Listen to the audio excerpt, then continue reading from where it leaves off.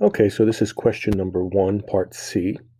It says, unless otherwise specified, the domain of the function f is assumed to be the set of all real numbers x for which f of x is a real number.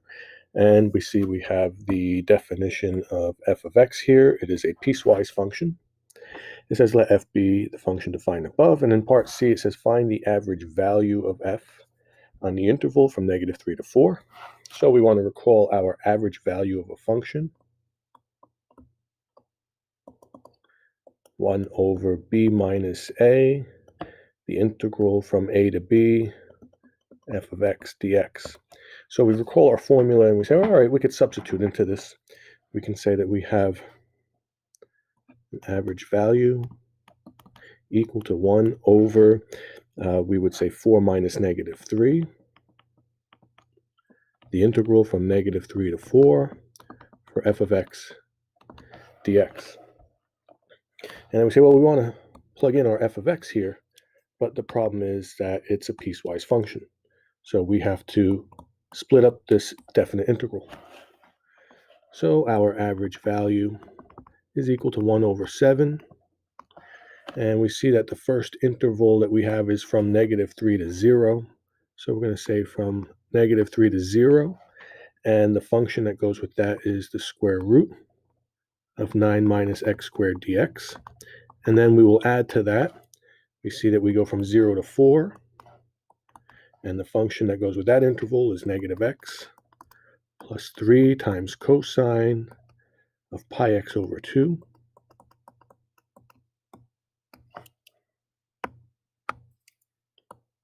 dx. And we see that we have two problems that we need to solve now.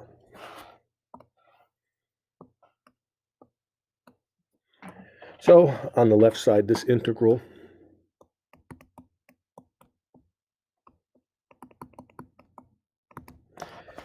we see that if we try to use u substitution, if we let u be 9 minus x squared, then du would have to be -2x dx.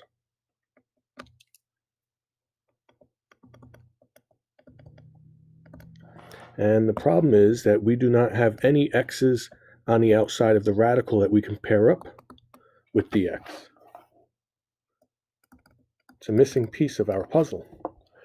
So we say we can't use the u substitution technique. That's not going to work. And we should be able to look at this radical and say, this is very familiar looking. We've done problems like this. If I say y is equal to the square root of 9 minus x squared, and then I square both sides, and then I move the x squared over, we should recognize this as a circle with radius equal to 3.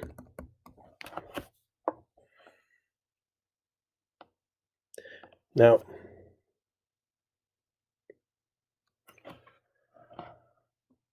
the radical of 9 minus x squared is a positive radical. There was no negative in front of it. So if we were to graph this, we would only want the top half of the circle.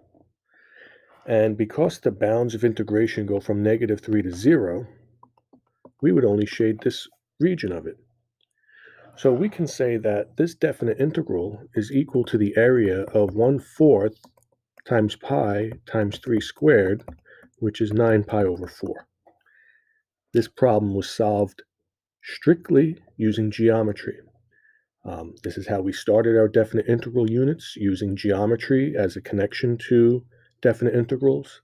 We would draw different shapes to cover the shaded regions. We would use rectangles to approximate it. And once again, we're using geometry to solve this. If students search for a solution to this integral, they will find something called trigonometric substitution online. That is not what is expected of you. You are expected to make a geometry connection. So we have our first integral equal to 9 pi over 4. Now let's solve our other integral. The integral from 0 to 4 of -x plus 3 cosine of pi x over 2 dx. We can separate this into two integrals. 0 to 4 negative x dx plus 3 times the integral from 0 to 4 of cosine of pi x over 2 dx. And I separated it because the negative x is easy to do. That's just the power rule. So right away we have negative 1/2 x squared from 4 to 0. But the integral on the right needs u substitution. Let u equal pi x over 2. Then du will equal pi over 2 dx. We need to use an adjustment. Multiply dx by pi over 2. But now you need to multiply the outside by the reciprocal. So we multiply the 3 by 2 over pi. And we see that we have our second integral now is 6 over pi cosine of u du, because we replaced everything inside with u, and we adjusted it with the pi over 2 so we can replace the dx pi over 2 with du. This is a simple antiderivative now. And the only other thing to do are change the bounds. If I plug 0 into what u is equal to, 0 times pi over 2 is 0. And if I plug 4 into what u is equal to, 4 times pi over 2 is 2 pi.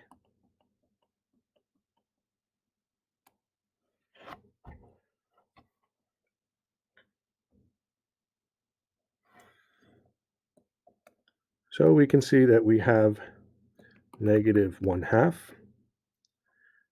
4 squared minus 0 squared plus 6 over pi. The antiderivative of cosine u is sine u. The new bounds for u are 2 pi and 0. Here we have 4 squared is 16 times minus 0 is still 16 times negative 1/2. We get negative 8 plus 6 over pi sine of 2 pi minus sine of 0. Well, sine of 2 pi is 0. Sine of 0 is 0. So all of this zeroes out. The right-hand side integral is negative 8. Let's bring that back up and plug it into our formula here. So we have 9 pi over 4 minus 8. Let's bring that together. 9 pi over 4 minus 8. And then this constant out front is 1/7. And I believe the answer key wrote this as 1/7, 9 pi over 4 minus 8. So they just factored out the 1/7.